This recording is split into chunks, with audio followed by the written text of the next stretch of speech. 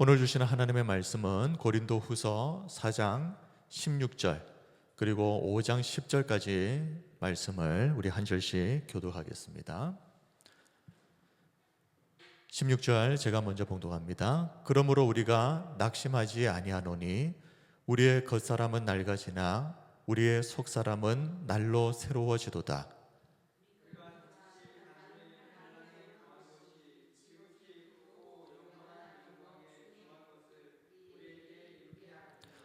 우리가 주목하는 것은 보이는 것이 아니요 보이지 않는 것이니 보이는 것은 잠깐이요 보이지 않는 것은 영원함이라.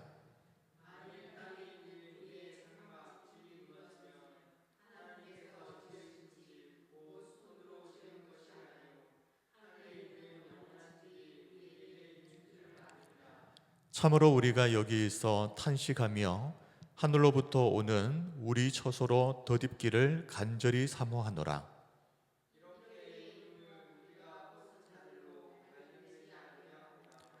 참으로 이 장막에 있는 우리가 짐진 것 같이 탄식하는 것은 벗고자 함이 아니요 오히려 덧입고자 함이니 죽을 것이 생명의 삼킨 바 되게 하려 함이라.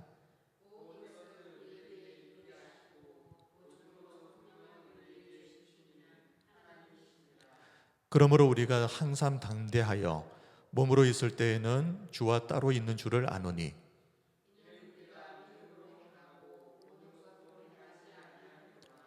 우리가 담대하여 원하는 바는 차라리 몸을 떠나 주와 함께 있는 그것이라.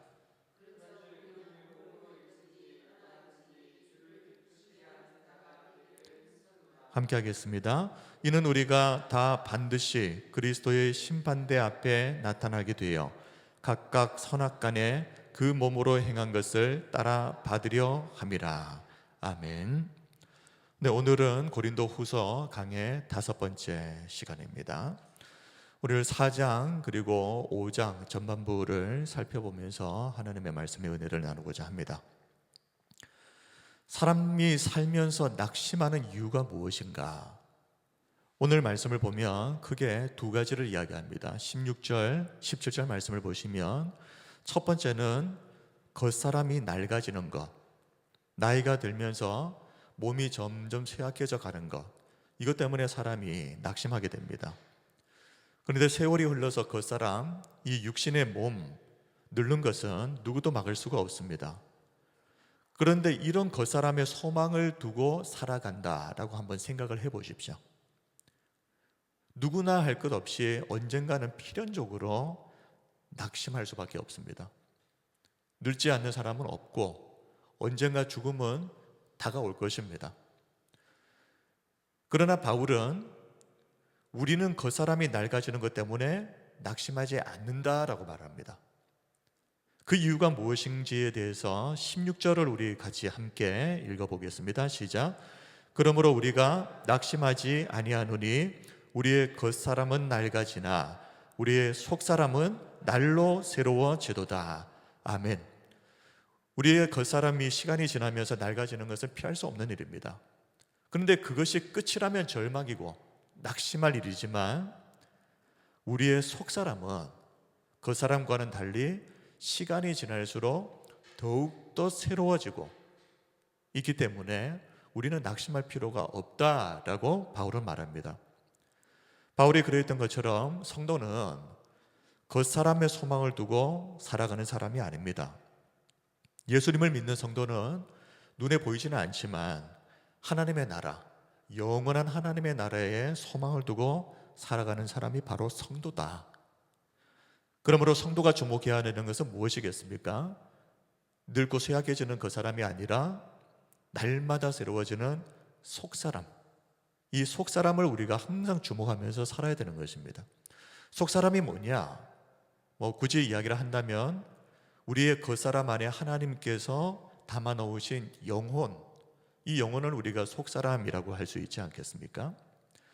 하나님께서 우리의 겉사람 안에 담아 놓으신 이 영혼은 시간이 가면 갈수록 오히려 더욱 성숙해지고 더욱 새로워집니다. 그래서 저는 나이 들어가는 것이 참 좋습니다. 젊음이 아무리 좋다고 해도 젊었을 때는 참 사려 깊지 못하고 또 실수도 얼마나 많이 하면서 삽니까? 그런데 그런 젊은 날에는 참 후회가 많지만 겉사람은 늙어갈지라도 시간이 흐르면서 세월이 흐를수록 내 속사람, 내 영혼이 날마다 성숙해져 가니 나이 들미라고 하는 것이 참 좋은 것 아니겠습니까? 그리고 사실 성도에게 있어서 이 나이 듭니다 하는 것은 하나님을 향해서 우리가 더 가까이 나아가는 시간입니다. 욥기 19장 26절 27절을 보면 내 가죽이 벗김을 당한 뒤에도 내가 육체 밖에서 하나님을 보리라. 어느 날 죽음이 다가왔을 때 그때가 어떤 날이냐? 내 육체 밖에서 드디어 그렇게 사모했던 하나님을 보는 날이라는 것입니다. 내가 그를 보리니 내 눈으로 그를 보기를 낯선 사람처럼 하지 아니할 것이라. 내 마음이 초조하구나. 그러므로 성도는 이 세상을 사는 동안 주목해야 되는 것은 그 사람이 아니라 속사람. 그렇기 때문에 성도는 이 겉사람인 겉모습을 치장하는 것보다도 이 속사람, 내면의 아름다움을 가꾸는 데 더 신경을 써야 되는 것입니다.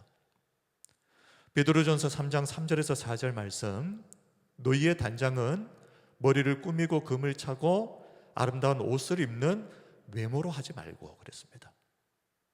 그리스도인은 무엇을 단장해야 되느냐? 외모로 하지 말고 오직 마음에 숨은 사람, 이것이 속사람이죠. 우리의 영혼, 우리의 마음, 오직 마음에 숨은 사람을 온유하고 안정한 심령에 썩지 아니할 것으로 알아. 이는 하나님 앞에 값진 것이니라. 날마다 하나님의 말씀을 묵상하고 기도하면서 그 사람은 세월이 흐르면서 비록 낡아지고 보잘것없게 변할지라도 하나님의 말씀과 기도를 통해서 우리의 속사람, 우리의 내면을 아름답게 갖고 가면 우리는 겉사람이 낡아지는 것 때문에 낙심하지 않을 겁니다. 오히려 세월이 흘러서 우리의 영혼이 성숙해져 가는 것을 보면서 오히려 우리는 더 기뻐할 수 있을 겁니다. 이렇게 내면을 가꾸고 살아가는 사람들, 이 속사람을 중요하게 여기는 사람들은 겉사람 낡아져 가는 것에 대해서 슬퍼할 필요가 없습니다. 오히려 시간이 지날수록 주님을 만날 그날이 더 가까워지니 감사한 일이고, 젊었을 때에는 이런저런 실수로 그리고 사려 깊지 못함으로 참 후회가 많았던 세월 이제는 반복하지 않고 이제는 성숙한 영혼으로 하나님 말씀대로 제대로 살 수 있으니 또 감사한 일이고, 그렇게 생각을 해보면 나이 듦이라고 하는 것은 어떤 면에서는 하나님이 주시는 참 큰 복이다라는 생각을 하게 됩니다. 자, 앞에서 우리가 낙심하는 이유 중에 하나가 겉사람이 낡아지는 것, 이것이 첫 번째라고 그랬는데 17절 말씀을 보면 또 사람이 낙심하는 또 다른 이유가 인생의 환난 때문에 사람들이 낙심한다. 자, 사람이라면 누구든지 환난을 당하면 낙심하기 마련입니다. 환난을 당할 때 더욱 낙심이 되는 이유가 뭘까?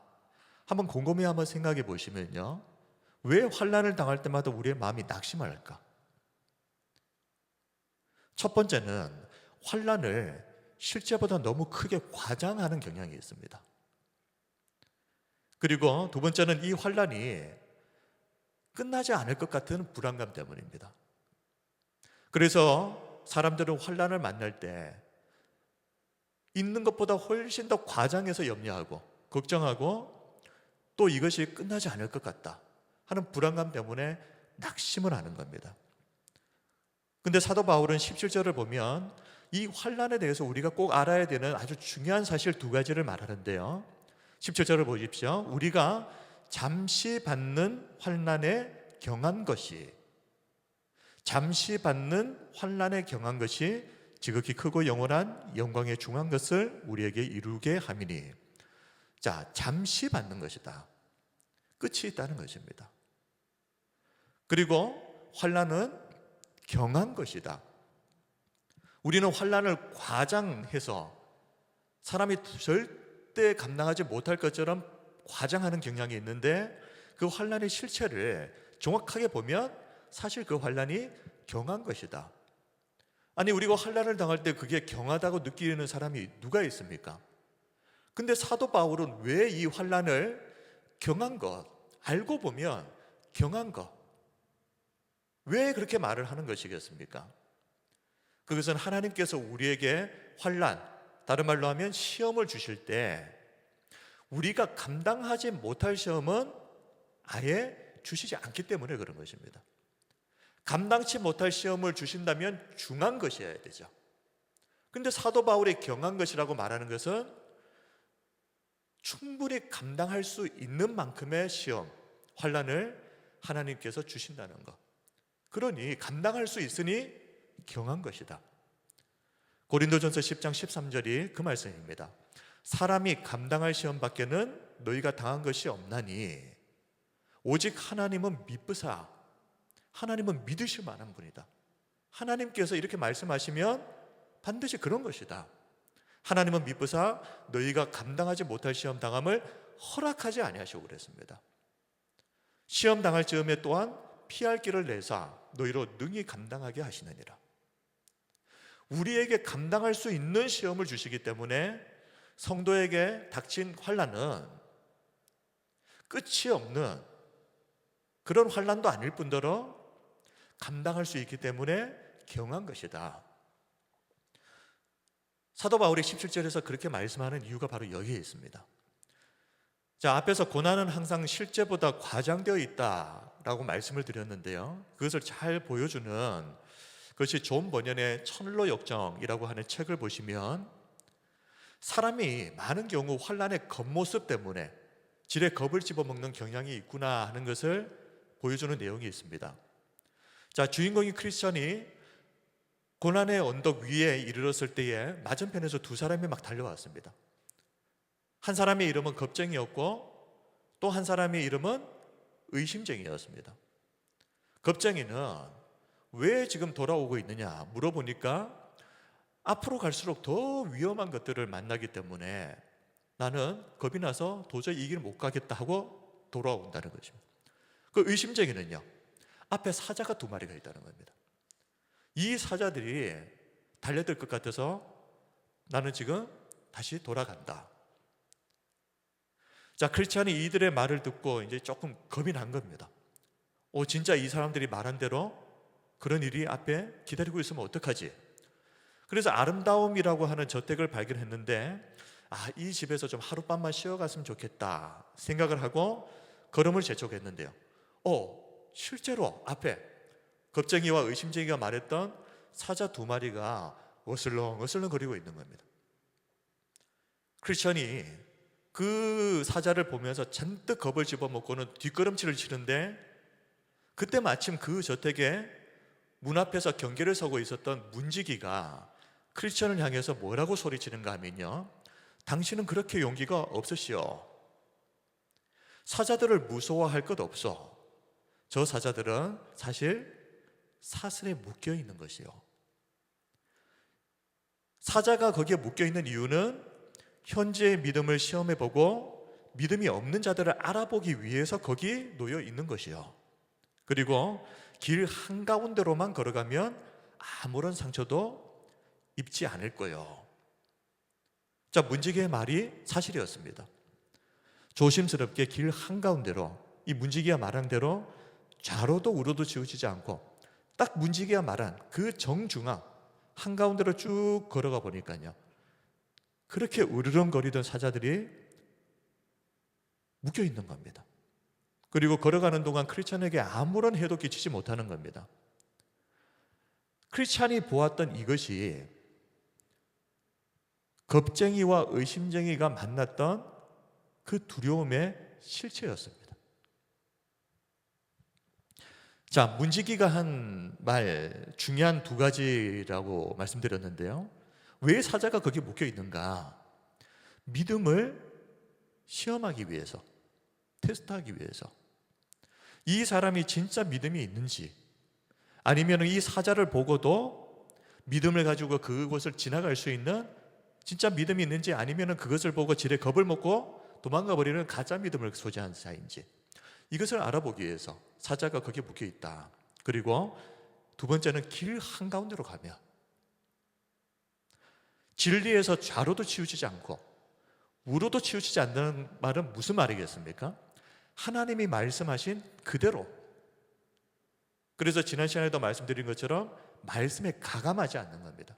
내 생각을 거기에 더해서 가감하지 않고 하나님의 말씀 그대로를 신뢰하고 딱 그 말씀대로 살아가면 어떻게 한다는 것입니까? 눈앞에 닥쳐 있는 그 환난이, 그 고난이 우리에게 아무런 상처도 입힐 수 없다. 지금 존 버니언의 철로 역정을 통해서 말하고자 하는 것이 바로 이것입니다. 자, 환난이라고 하는 것은 두 가지를 말씀드렸죠. 첫 번째는 끝이 있다. 그래서 잠시라고 표현했고요. 모두가 감당할 수 있는 시험만 허락하시기 때문에 이 환난은 경한 것이다. 자, 세 번째로 우리가 생각해야 되는 것은 성도가 환난을 받는 것을 이상하게 여기면 안 된다는 것입니다. 자, 왜 이상하게 여길까요? 그 환난을 이상하게 여기는 사람은 예수님을 믿는다는 것이 무엇인지 제대로 모르는 것입니다. 예수님은 단 한 번도 나를 믿는 길이 넓은 길, 편한 길이라고 말씀하신 적이 없습니다. 예수님을 믿는다는 것은 자기 자신을 부인해야 되는 것이다. 그리고 자기 십자가를 지고 걸어가야 되는 좁은 길이다. 분명하게 예수님께서 미리 말씀하셨습니다. 그 좁은 길이 무엇입니까? 말씀을 지키기 위해서 살면서 겪게 되는 환난 아닙니까? 그런데도 예수님 믿는 것이 무슨 의미인지를 모르고 세상에서의 성공, 복을 기대하면서 예수님 믿으려고 하는 사람들은 어떻습니까? 환난을 당할 때마다 이상한 겁니다. 왜 이런 일이 벌어지는지, 네가 예수님 믿는데 왜 어려운 일들이 왜 벌어지는지 이상하게 여기는데, 이상하게 여기는 것 자체가 예수님을 믿는다는 게 뭔지를 모른다는 것입니다. 성도는 고난이 닥쳐올 때 이상하게 여기서는 안 됩니다. 베드로전서 4장 12절 13절 말씀을 제가 한번 읽어드리겠습니다. 사랑하는 자들아, 너희를 연단하려고 오는 불시험을 이상한 일 당하는 것 같이 이상히 여기지 말고 오히려 너희가 그리스도의 고난에 참여하는 것으로 즐거워하라. 이는 그의 영광을 나타내실 때에 너희로 즐거워하고 기뻐하게 하려 합니다. 성도가 환난 당하는 것은 이상하게 여길 일이 아니다. 그리고 베드로 사도는 이 성도가 만나게 되는 환난, 심지어 이것을 얼마나 힘들었으면 불시험이라고 표현하지 않습니까? 이 불시험은 목적이 있다는 것입니다. 우리의 연단을 위해서, 믿음의 연단을 위해서 주시는 것이고, 그리고 이 환난을 우리가 겪는 것은, 그 환난을 잘 이겨내는 것은 성도가 그리스도의 고난에 동참하는 것이라는 것입니다. 그러면 성도가 하나님, 그리스도의 고난에 동참하게 될 때 무엇이 약속되어 있습니까?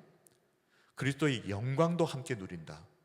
이 약속이 전제되어 있는 것입니다. 그래서 베드로는 환난이 왔는데, 그것도 불시험이라고 하는 환난이 왔는데도 오히려 즐거워하고 기뻐해야 된다라고 말하는 이유가 여기 있습니다. 자, 그리고 네 번째로 이 세상에서 성도가 환난을 받는다는 것은 이것이 왜 필요하냐? 이 환난은 하나님께 속한 자라고 하는 중요한 증거가 되기 때문에 그렇습니다. 요한복음 15장 19절에 예수님께서 이렇게 말씀합니다. 너희가 세상에 속하였으면 세상이 자기의 것을 사랑할 것이나 너희는 세상에 속한 자가 아니요 도리어 내가 너희를 세상에서 택하였기 때문에 세상이 너희를 미워하느니라.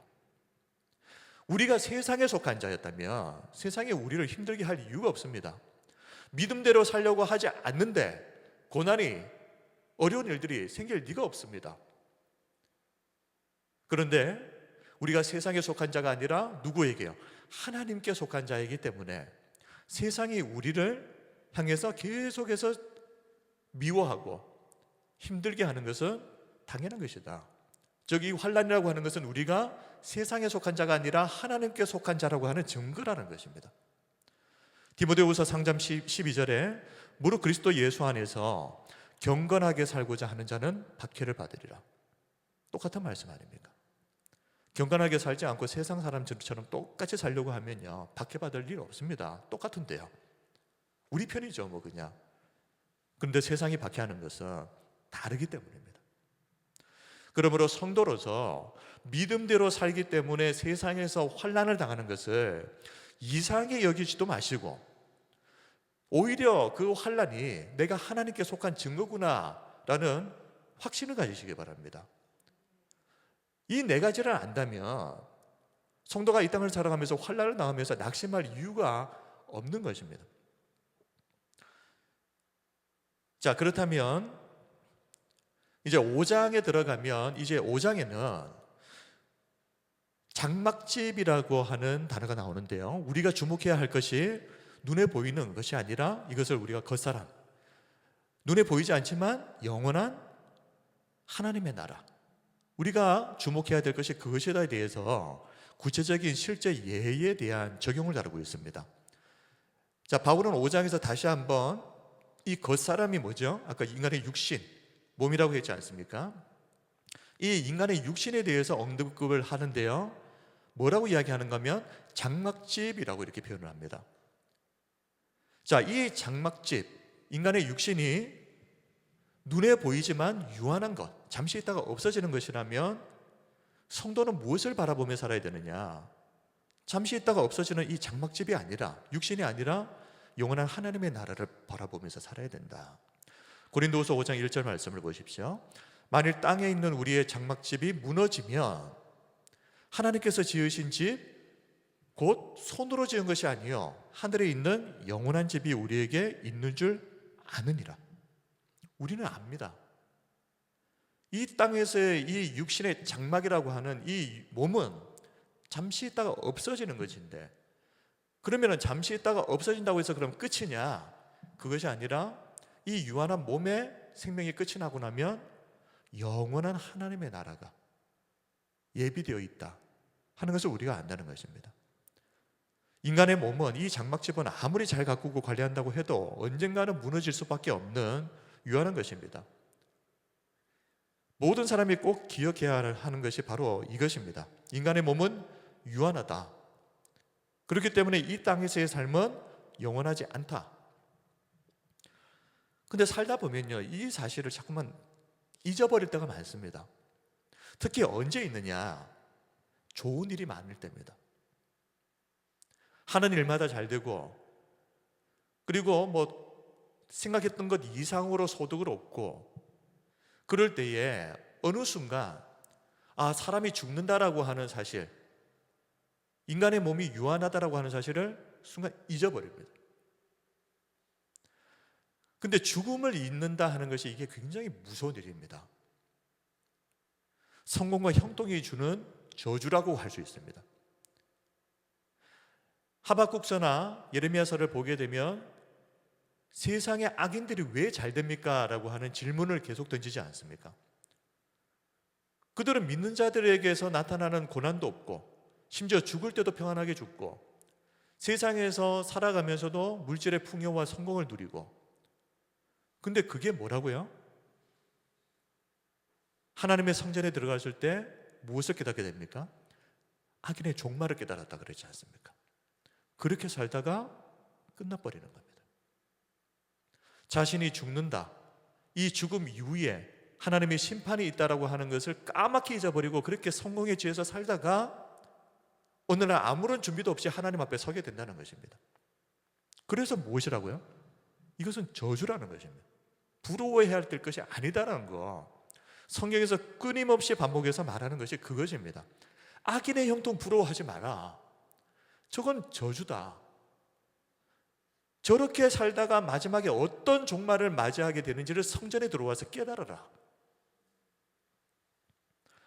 그래서 고대 로마 시대의 장군들이 전쟁에서 승리하고 돌아오면 개선 행진을 할 때 한 노예가 뒤에서 이 장군의 귀에다가 계속 메멘토 모리 속삭인다고 하지 않습니까? 라틴어로 메멘토 모리, 죽음을 기억하라. 메멘토 모리, 장군님, 지금 전쟁에서 승리해서 영광을 누리고 있지만 장군님도 언젠가는 죽는다는 사실을 꼭 기억하십시오. 자만하지도 말고 교만하지도 말고 죽는다는 사실을 꼭 기억하고 겸손하게 하십시오. 지금 승리의 개선 행군을 하고 있는 장군의 귀에 한 노예가 속삭이는 말입니다. 죽는다는 걸 기억하시오. 메멘토 모리. 인간이 죽음을 인식하며 산다는 것이 이렇게도 중요한 것입니다. 그래서 실존주의 철학자인 하이데거는 죽음에 대한 자각이 인간을 진정한 자기 자신으로 돌아오게 한다 그랬습니다. 그리고 죽음에 대한 자각이 보다 진정성 있는 삶을 살게 만든다. 사람은 죽는다는 사실을 기억을 해야 철이 든다는 거예요. 그제서야 제대로 된 인생 산다는 겁니다. 성도에게는 단순히 죽음을 기억하면 현재의 삶을 충실하게 살 수 있으니까, 그래서 죽는다는 걸 기억하라, 그 정도가 아니라 유한한 이 세상에서 영원한 하나님의 나라를 준비하면서 살게 해준다는 것입니다. 그저 잘 살기 위해서가 아니라 영원한 하나님의 나라를 준비하기 위해서는 우리가 이 땅에서의 삶이 유한하고 금방 끝나고 하나님 앞에 설 날이 곧 온다는 사실을 기억해야 된다. 자, 참고로 바울이 인간의 육신의 몸을 굳이 이 장막집에 비유를 하지 않았습니까? 장막집. 자, 바울이 천막 만드는 일을 했기 때문에 아마 이 장막집이라고 하는 이 단어를 사용한 것 같습니다. 그런데 이 비유가 참 적절하다 싶습니다. 장막집이 쉽게 말하면 천막, 텐트 아닙니까? 손으로 지은 것, 사람의 손으로 지은 이 천막, 장막집은 잠시 거하는 곳이고 영원히 거기에 거할 곳이 아닙니다. 누가 텐트를 쳐놓고 거기서 영원히 삽니까? 근데 인간의 육신이 딱 장막집처럼 그렇더라는 겁니다. 잠시 머물다가 떠나는 곳. 우리는 이 육신의 건강을 위해서 갖은 애를 쓰지만 결국 시간 지나면 다 낡아질 것이고, 너무 여기에 그냥 그렇게 과하게 신경 쓸 필요는 없을 것 같습니다. 운동하지 말라는 말이 아니라 너무 거기에 집착하지 마시라는 거예요. 결국 우리의 장막집이 언젠가 무너지면, 그래서 죽음을 맞이하게 되면 이 육신의 몸은 더 이상 거하지 못하고 다 떠나야 됩니다. 이것을 기억하게 되면 이 땅에 머무는 동안 우리가 무엇을 위해서 살아야 할 것인가가 분명해지지 않겠습니까? 언젠가 낡아져서 벗어버려야 할 겉사람을 위해서 살아야 될 것인지, 아니면 영원한 속사람을 가꾸면서 살아야 할 것인지 스스로가 분명한 답을 내릴 수 있을 겁니다. 자, 2절은 아주 중요한 내용인데요, 성도의 탄식에 관해서 기록을 하고 있습니다. 고린도후서 5장 2절 우리 같이 한번 읽겠습니다. 시작. 참으로 우리가 여기 있어 탄식하며 하늘로부터 오는 우리 처소로 덧입기를 간절히 사모하노라. 자, 탄식. 지금 바울이 우리가 탄식한다 그랬습니다. 근데 이 탄식은요, 이 세상에서 더 살고 싶어가지고 몸부림치는 그런 탄식이 아닙니다. 죽을까봐 겁이 나가지고 탄식하는 그런 탄식이 아닙니다.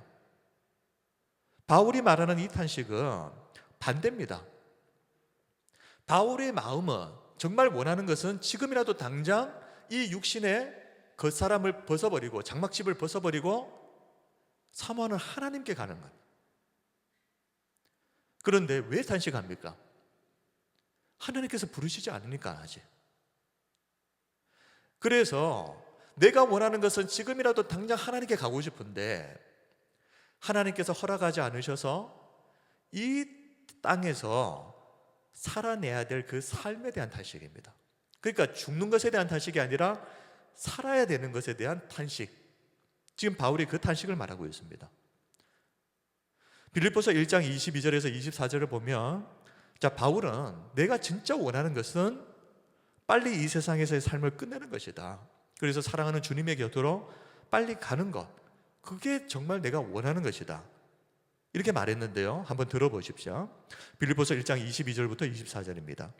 그러나 만일 육신으로 사는 이것이 내일의 열매일진데 무엇을 택해야 하는지 나는 알지 못하노라.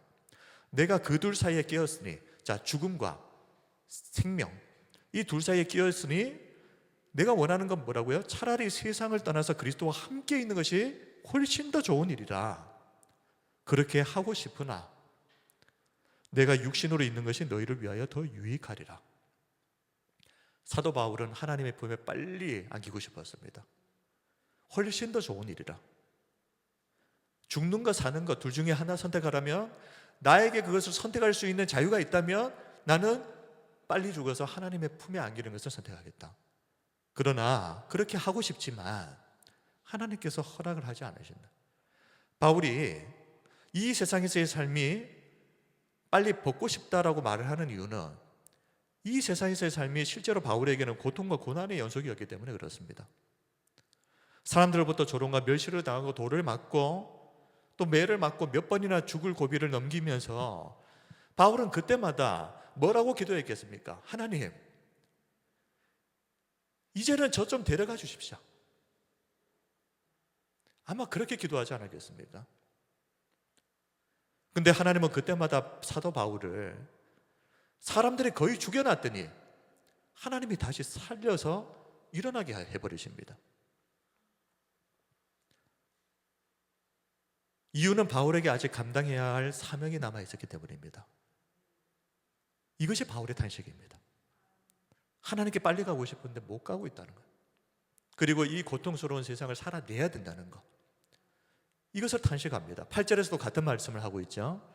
고린도후서 5장 8절에 우리가 담대하여 원하는 바는 차라리 몸을 떠나 주와 함께 있는 그것이라.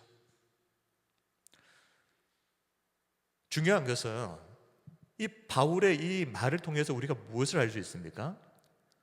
바울이 사모했던 것, 바울이 주목했던 것은 이 세상에서의 삶이 아니었다는 것입니다.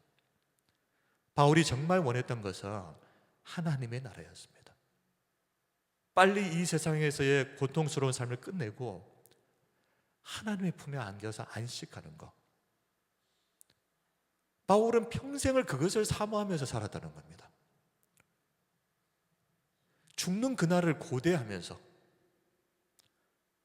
살았다라는 것이 참 어떤 의미입니까? 죽음의 의미가 뭔지를 아는 겁니다. 죽음 그 이후에 하나님이 약속하신 하나님의 나라가 어떤 나라인지 그것을 아니까 평생을 살아가면서 그 죽음의 날을 기다리면서 살고 그 날을 사모했던 건 아니겠습니까? 자, 5장 3절을 보면 이 덧입음이라고 하는 말이 나오는데 좀 이게 난해 구절입니다.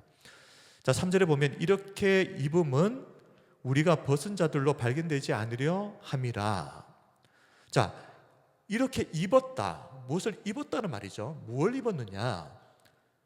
그리고 우리가 벗은 자들로 발견되지 않으려 함이라. 이게 무슨 말입니까? 그래서 뭐 주석을 몇 개 살펴봤는데 이게 딱 이거다라고 하는 그런 내용이 없어서 뭐 일단 그냥 단순하게 좀 생각을 해봤습니다. 자, 벗은 것을 가리려면 입어야 된다. 자, 이것은 분명하죠.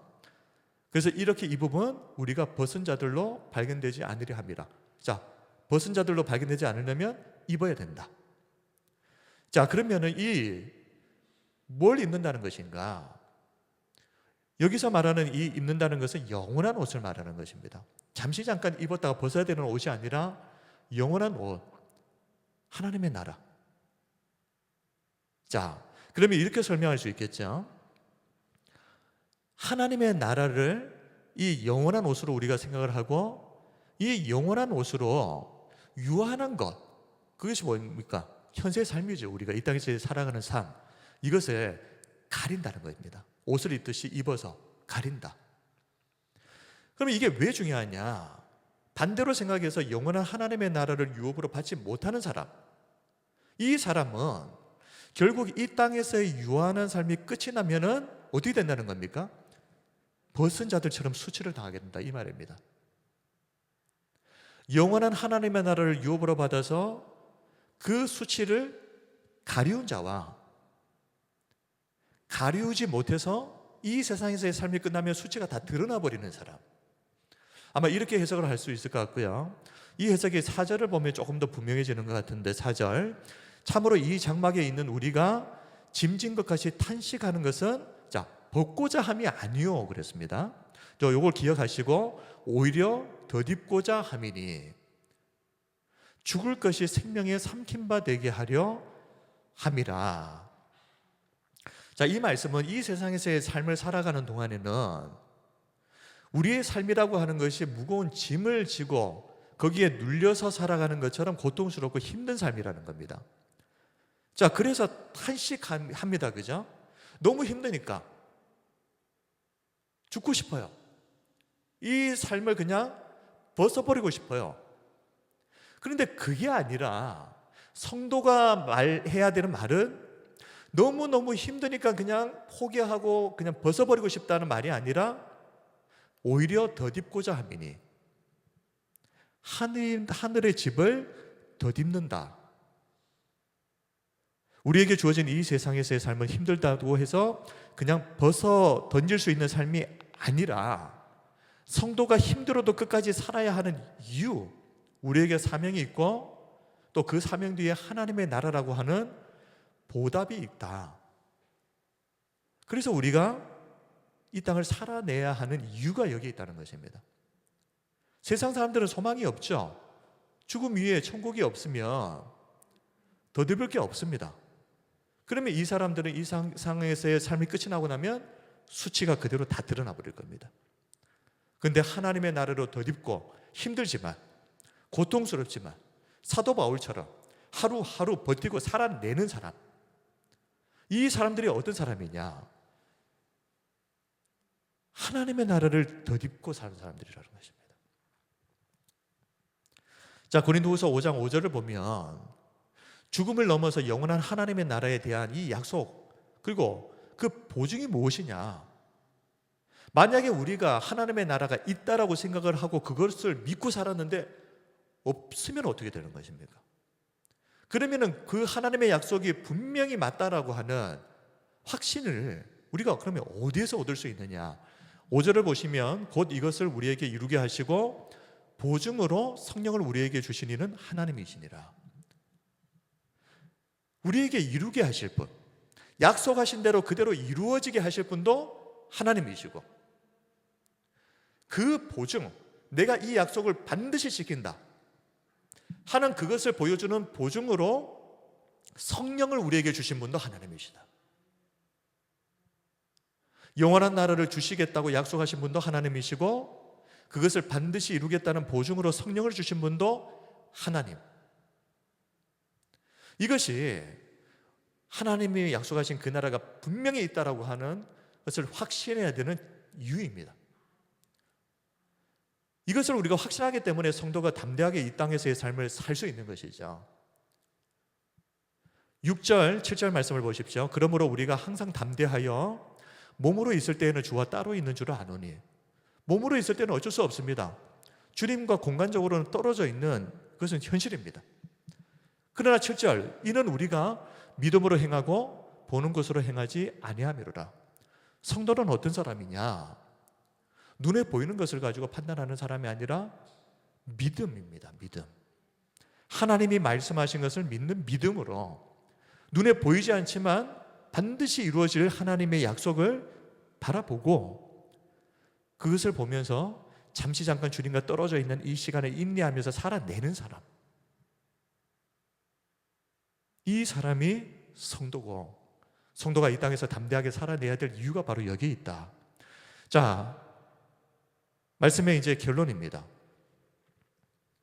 그렇다면 성도에게 있어서 중요한 것은 지금 사느냐 죽느냐가 아니죠. 그죠? 지금까지 지금 긴 시간 동안 말씀을 드렸는데 결론은 사는 것 죽는 게 그게 중요한 것이 아니라 중요한 것은 그러면 뭘 위해서 살 것인가 하는 것입니다. 이것이 오늘 말씀의 결론입니다. 9절 말씀을 보시면 그런즉 우리는 몸으로 있든지 떠나든지 주를 기쁘시게 하는 자가 되기를 힘쓰노라.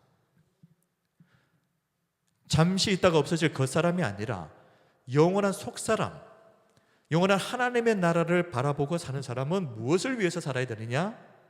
무엇을 하든지 죽든지 살든지 그건 중요한 게 아니고 그 모든 것들을 통해서 우리가 해야 되는 것은 어떻게 하면 주를 기쁘시게 할 것인가?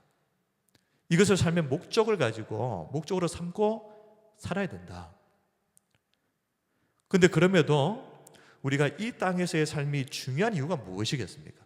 그러면은 이 땅에서의 삶은 하찮은 것, 이게 아니죠. 왜 이 땅에서의 삶이 중요합니까? 오히려 유한하기 때문에 더 중요할 수도 있습니다. 몸을 입고 이 땅에서 살아가는 동안 우리가 행한 선한 일, 악한 일에 대해서 하나님께서 우리가 행한 모든 것에 대해서 심판대에서 보응을 하실 것이기 때문에 그렇습니다. 그래서 이 땅에서의 삶이 중요하다는 겁니다. 10절 말씀을 볼까요? 이는 우리가 다 반드시 그리스도의 심판대 앞에 나타나게 되어 각각 선악간에 그 몸으로 행한 것을 따라 받으려 합니다. 보십시오. 하나님께서 무엇을 가지고 우리의 삶을 판단하신다는 것입니까? 죽음 이후의 삶이 아니라 이 땅에서의 삶을 가지고 하나님이 평가하시고 판단하신다. 그런데 그 인생이라고 하는 것이 짧고 유한하다. 사도 바울은 그렇다면 우리가 이 짧은 인생 뭘 위해서 살아야 될 것이냐? 시간이 지나버리면 낡아지고 없어져 버릴 겉사람을 치장하고 꾸미는 것을 위해서 살아야 될 것이냐? 아니면 영원한 하나님의 나라를 사모하면서 영원한 것을 위해서 살 것이냐? 지금 바울은 고린도 교회 성도들에게 이 질문을 하고 있는 것입니다. 우리 성도 여러분, 오늘 이 밤에 이 말씀을 통해서 우리에게 분명한 결론이 있었으면 좋겠습니다. 성도로 살면, 믿음대로 살려고 하면 어려운 일, 힘든 일 반드시 생깁니다. 그런데 그것이 오히려 우리가 하나님께 속한 자라고 하는 증거라고 말씀드렸습니다. 그리고 예수님은 단 한 번도 예수 믿는 것이 좋은 길, 넓은 길, 편한 길이라고 말씀하신 적도 없습니다. 그러므로 정말 우리가 예수님을 믿겠다라고 작정을 했다면 우리는 자기를 부인하고 자기 십자가 지고 그 좁은 길을 걸을 결심을 해야 됩니다. 그러면 이 땅에서 우리가 그렇게 세상 사람들을, 불신자들은 자기들 마음대로 그렇게 편안하게 행복하게 즐기면서 사는데 그러면 우리는 불행한 사람인가? 아니라는 겁니다. 이 땅에서 잠깐 보내는 이 시간 동안 우리가 선택했던 모든 것들이 하나님의 심판대 앞에 서게 됐을 때 하나님으로부터 말로 할 수 없는 놀라운 보응을 받게 될 것입니다. 그러므로 영원한 것을 위해서 유한한 것을 투자하는 사람은 지혜로운 사람인 것입니다.